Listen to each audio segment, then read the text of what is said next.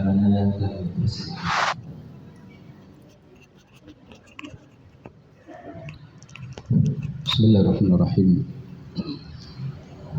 Assalamualaikum warahmatullahi wabarakatuh.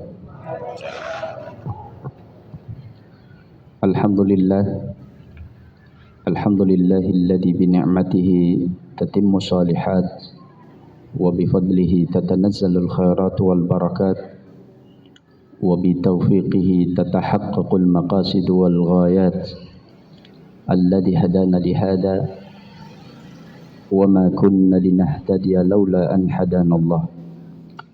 Asyhadu an la ilaha illallah wahdahu la syarika lah wa asyhadu anna Muhammadan abduhu wa rasuluh la nabiyya wa la rasula ba'dah. Allahumma salli wa sallim wa barik ala sayyidina Muhammadin wa ala alihi wa ashabihi ajma'in, amma ba'd. Fa inna ahsanal kalami kalamullah wa khairal hadi hadi Muhammadin sallallahu alaihi wasallam wa syarrul umuri muhdatsatuha wa kullu muhdatsatin bid'ah wa kullu bid'atin dhalalah. Ma'asyiral muslimin wal muslimat yang saya hormati kepada seluruh panitia, seluruh wali murid dan juga jamaah yang hadir pada kesempatan di pagi hari ini di Masjid Al-Furqan. Mudah-mudahan Allah Tabaraka wa Ta'ala senantiasa melimpahkan rahmat barakah dan maghfirah kepada kita semuanya. Hari ini tema yang diamanatkan kepada saya itu tentang dampak dari harta haram ya, dalam kehidupan keluarga kita masing-masing tentunya ya. Lembaga jamaah dimuliakan Allah, ada satu pesan nasihat yang disampaikan oleh para sahabat, para ulama, para tabi'in yang mereka menyampaikan ya, yang ungkapan perkataan mereka ini menjadi satu pelajaran penting ya, bagi kita semuanya ya. Apakah kita sudah berusaha meniru ya, apa yang sudah dicontohkan oleh Rasulullah Sallallahu Alaihi Wasallam dan para sahabat-sahabat beliau dan para ulama yang menjadi pewaris beliau, ketika mereka mengatakan sungguh ya, meninggalkan satu dirham ya, harta syubhat ya, itu jauh lebih kami tekankan ya, jauh lebih membahagiakan kami daripada kami berinfak 1000 dinar ya. Perkataan ini mungkin kelihatannya biasa-biasa, tetapi ini mengandung satu pesan yang sangat dalam ya, dari para ulama, dari para sahabat. Meninggalkan satu dirham ya, harta syubhat. Syubhat itu belum jelas halal dan belum tentu haram ya. Artinya mereka meragukan apakah harta itu halal ataukah harta itu haram. Maka mereka berusaha keras bagaimana meneliti ya, bagaimana melihat apakah harta setiap yang masuk dalam kehidupan dirinya dan keluarganya itu mereka betul-betul pastikan adalah harta yang halal ya. Jangan sampai masuk harta yang syubhat, apalagi haram ya, apalagi haram. Berbeda dengan zaman sekarang ya. Orang tidak peduli lagi, banyak di antara manusia tidak peduli cara mendapatkan harta, apakah dengan cara yang halal, apakah dengan cara yang haram. Sebagaimana sabda Rasulullah alaihi salatu wassalam, la ya'tiyanna 'alan nasi zamanun la yubalil mar'u bima akhadal mal aminal halal aminal haram. Akan datang satu masa di mana banyak manusia tidak mempedulikan dari mana harta itu dia dapatkan, apakah dengan cara yang halal, apakah dengan cara yang haram. Aminal halal aminal haram, kata Rasulullah. Berapa banyak orang yang bekerja di lembaga-lembaga ribawi, mayoritas kaum muslimin. Mereka yang bekerja di bar-bar dan diskotik-diskotik adalah kaum muslimin. Bahkan yang bekerja di pabrik-pabrik ciu, homer, itu banyak di antara kaum muslimin. Iya atau tidak? Iya. Bagaimana mereka bekerja di tempat-tempat maksiat, tempat-tempat remang-remang misalkan ya. Tahu nggak tahu remang-remang itu apa ya? Ya. Pokoknya tempat-tempat maksiat, rata-rata kaum muslimin. Berapa banyak pejabat-pejabat yang mereka tidak tahu bahwa setiap pemberian dari masyarakat, baik itu sebagai hadiah atau pungutan dari mereka adalah haram. Kalau pungutan berarti itu adalah mereka telah menjadikan diri mereka sahibul maks, yaitu pemungut pajak liar, dan itu diancam oleh Rasulullah SAW dengan neraka. Kalau itu hadiah sukarela, padahal dia menjabat, mendapatkan gaji, maka itu adalah riswah, suap, dan itu juga haram. Nah, maka jamaah dimuliakan Allah, baru beberapa waktu yang lalu ya, kita ketemu dengan seseorang ya, mantan seorang yang menjabat ya, yang dulunya jabatannya sangat tinggi dan milioner mungkin. Ketika dia sedang berhaji, dia berdoa kepada Allah Tabaraka wa Ta'ala, ya Rabb, ya, karena dalam kehidupan dia tidak mendapatkan ketenangan. Ini salah satu dampak dari harta haram. Ya Allah, kalau memang ketidaktenangan ini karena harta yang kudapatkan, selama ini menjabat, selama ini berbisnis, sabet sana sabet sini, proyek sana diambil dengan segala macam cara mungkin, maka ya Rabb, bersihkan harta saya, maka ringankan saya hidup di nanti kelak di yaumul akhir ketika engkau hisab ya, ketika engkau hisab. Sebab harta itu salah satu yang menyebabkan hisab kita berat dan panjang.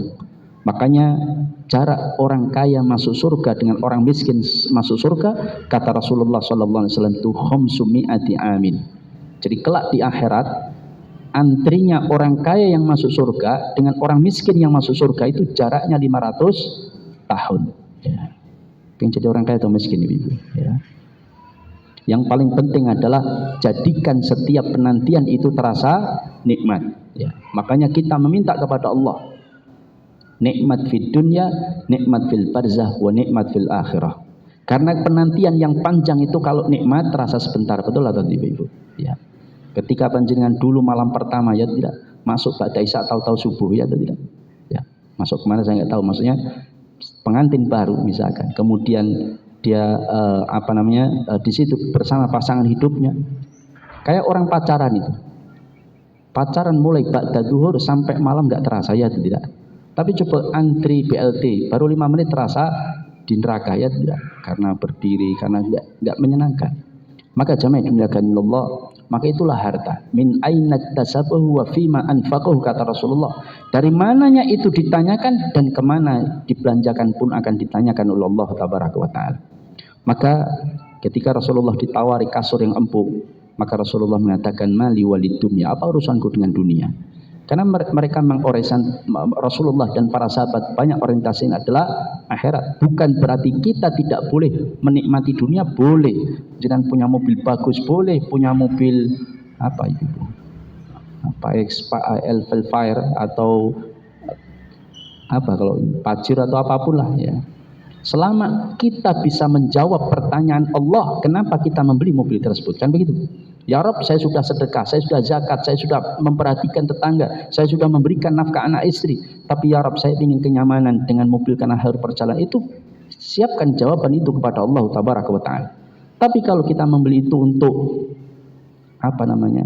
gagah-gagahan, untuk supaya kita dikatakan sebagai orang kaya, untuk memamerkan kekayaan kita, sudah wassalam, itu menjadi penyakit hati dan juga akan berat tanggung jawabnya nanti di yaumul qiyamah. Boleh kita menikmati kekayaan, rumahnya bagus, boleh, tidak ada masalah, asalkan kita bisa menjawab setiap pertanyaan dari harta yang kita dapatkan. Min aina tasabahu wa fima anfaqu, akan ditanyakan oleh Allah Tabaraka wa Ta'ala. Maka ma'asyiral muslimin, sampai Zaid bin Arqam itu menceritakan kisah tentang Abu Bakar As-Siddiq radhiyallahu taala anhu, yang dimana beliau ini ketika telah masuk satu suap makanan yang ternyata ketika beliau tanyakan kepada orang yang memberikan makanan tersebut, itu ternyata didapatkan dengan cara yang tidak benar, yaitu dengan meramal. Ada dia meramal seseorang, lalu kemudian di masa jahiliyah dulu, lalu kemudian orang itu ternyata ketika ketemu setelah sekian tahun, dia ternyata sukses sesuai dengan ramalan orang tersebut, lalu memberikan hadiah, dan hadiah itu diterima dan dibelikan makanan, dan makanan itu dihadiahkan kepada Abu Bakar As-Siddiq radhiyallahu taala anhu yang saat itu sedang berpuasa. Ketika dimasukkan satu suapan, kemudian tanya beliau, dari mana harta kamu dapatkan wahai fulan, mantan budak beliau ini ditanya, maka kemudian dia mengatakan, menjawab tentang peristiwa dapatnya makanan tersebut, dan beliau pun memuntahkannya. Ketika ditanya, wahai Abu Bakar, kenapa kau berusaha dengan sekeras itu memuntahkan makanan sesuap itu? Kan juga Bukan engkau yang melakukan perbuatan haram tersebut, kan cuma dapat hadiah itu pun sudah terlanjur termakan. Mudah-mudahan Allah memaafkan. Tapi apa kata Abu Bakar? Demi Allah, andaikan sesuap makanan ini tidak mau keluar kecuali keluarnya nyawa saya, ya, maka saya akan lakukan. Ya. Karena sesungguhnya kekasihku Rasulullah SAW itu mengatakan daging yang tumbuh dari harta haram tidak ada tempat baginya kecuali neraka jahanam. Maka jamaah dimuliakan Allah, betapa hati-hatinya para ulama, sampai istri-istri para ulama, istri-istri orang soleh itu mengatakan kepada suami mereka, wahai suamiku, ingat, kami dan anak-anak itu lebih kuat menahan lapar daripada engkau pulang membawa bara api neraka, yaitu harta haram. Ini saking takutnya mereka. Bagaimana Imam Abu Hanifah, Imam Nawawi, kemudian para ulama yang lain, Imam Haramain, bagaimana kehidupan mereka betul-betul sungguh-sungguh dari menjauhkan dari harta yang haram. Makanya layak kalau mereka itu punya keturunan yang kemudian menjadi ulama-ulama besar. Kenapa? Karena mereka sangat berhati-hati memasukkan harta haram itu ke dalam kehidupan keluarganya. Karena itu dampaknya sangat berat.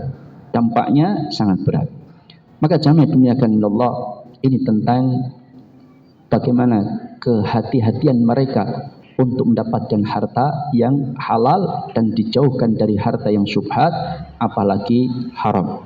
Tetapi jamaah dimuliakan Allah, kita sering melihat bagaimana para pengusaha muslim, bagaimana para pebisnis muslim, mereka berusaha keras untuk menjadi kaya, alasannya untuk bisa membangun masjid, untuk bisa membangun pesantren, untuk bisa haji, untuk bisa umroh, untuk bisa bersedekah banyak. Meskipun harus menabrak-nabrak dengan utang ribawi, meskipun harus menabrak-nabrak dengan cara-cara yang tidak dibenarkan, alasannya nanti banyak sedekah, nanti akan tertutupi. Padahal justru para ulama itu lebih menekankan meninggalkan harta syubhat daripada mengejar untuk berinfak 1000 dinar. 1 dirham itu 70.000 kira-kira itu. Sedangkan 1000 dinar itu kira-kira sekitar 4 miliar. Jadi rasa kenyamanan, rasa kebanggaan, rasa senang, rasa ketentraman dan kedamaian itu antara mengetahui harta yang dia dapatkan ternyata syubhat, meragukan lalu dia tinggalkan, itu lebih membahagiakan, bukan membahayakan loh ya. Jangan salah terima.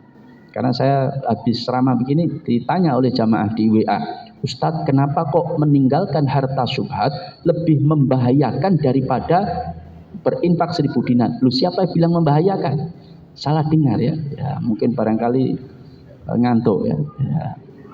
Maka kita sampaikan lebih membahagiakan, memplongkan jiwa hati mereka daripada berinfak 4 miliar.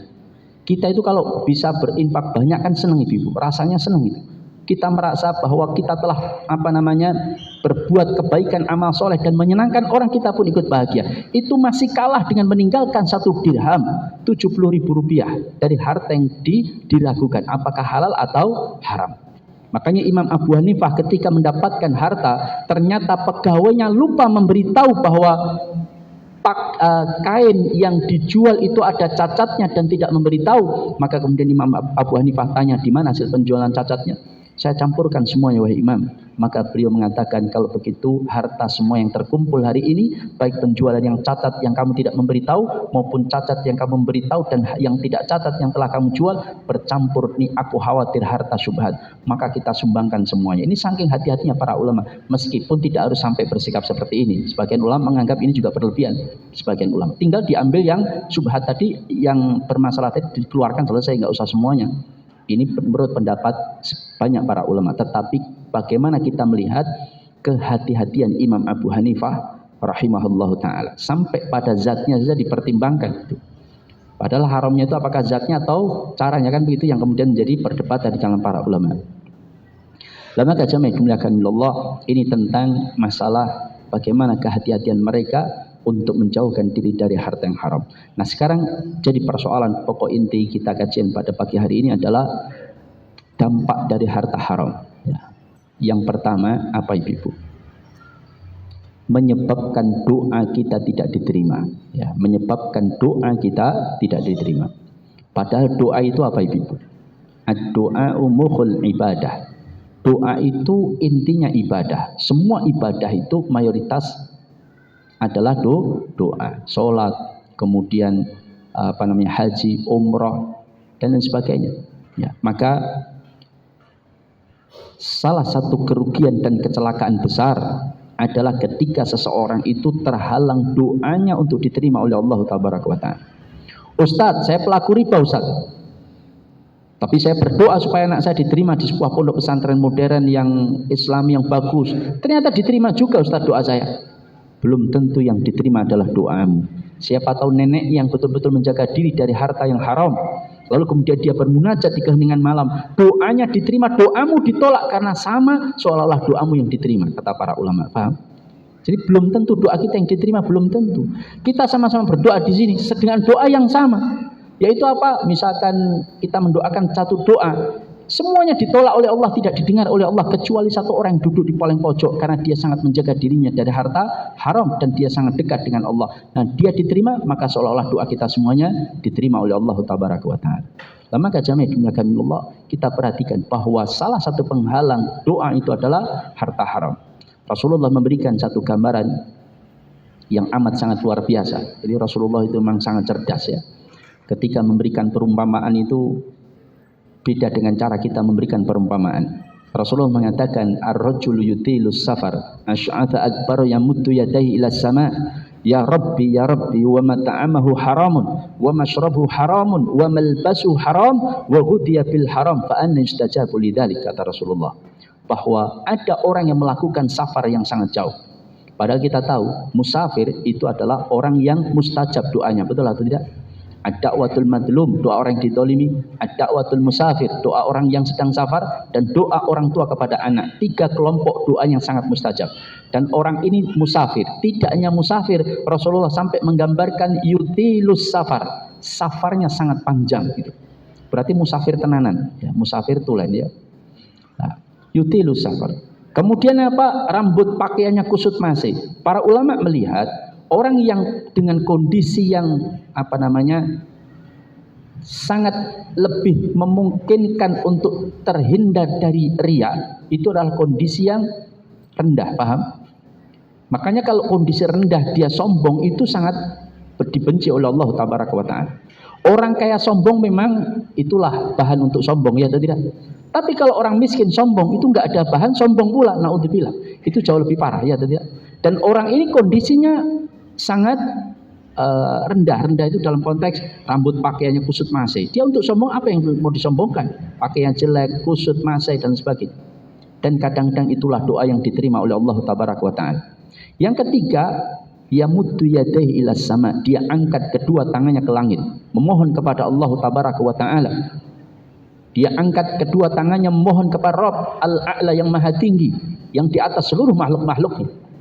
Maka kemudian ketika doa dengan mengangkat kedua tangan,